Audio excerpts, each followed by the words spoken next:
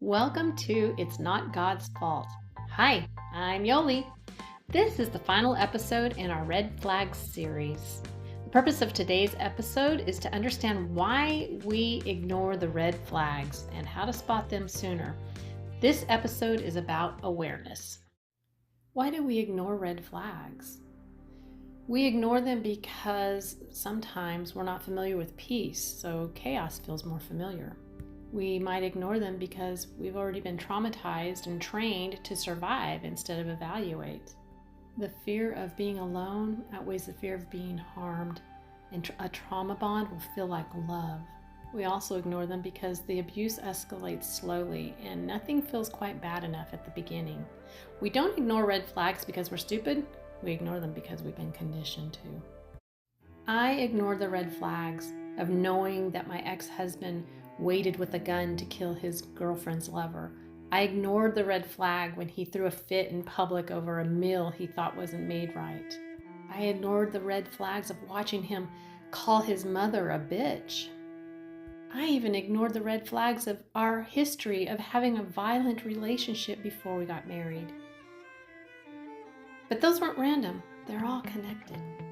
What red flags actually are patterns. They are showing us how that person is going to handle stress, boundaries, and power. It shows them how they feel, not just what they do. If you keep making excuses for someone else's behavior, you need to pay attention to yourself. Pay attention to that. You shouldn't be doing that. Shouldn't have to. Here are some ways that you can spot red flags. First of all, listen to how they react to being told no. Second, how do they treat restaurant personnel and their family? Pay attention to how you feel. Are you anxious or nervous? Do you find yourself changing just to keep peace? Do you feel like you're having to shrink? Are you constantly apologizing? How does your stomach feel? Do you have a knot in your stomach or a lump in your throat? Pay attention to those. Those are red flags. Your body is trying to tell you something. Oftentimes, our body will know before our brain does. The most overlooked red flag that nobody ever talks about is what your body is feeling. Your gut, how you minimize your fear, and you explain away your discomfort. Those are inward red flags.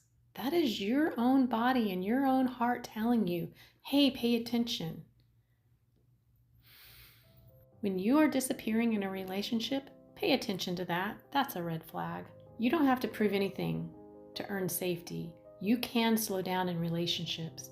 You can pay attention to the promises and the patterns or the broken promises. You can talk about what feels safe with other people. You can learn what calm feels like. Do not spiritualize suffering. Trust the discomfort instead of dismissing it. Again, you don't have to prove anything to earn safety. You are not broken. You're learning. Awareness is power. Red flags lose power when you name them. And when you see red flags, you're not being cynical. You're learning to become free. Consider reflecting on your own patterns. Write about it. Journal. Re-listen to these episodes. Share this with someone who needs it. Click the link in my bio. I have a free download on how to identify red flags. Thank you for listening. This is Yoli. Stay tuned for my new book called Not What God Promised.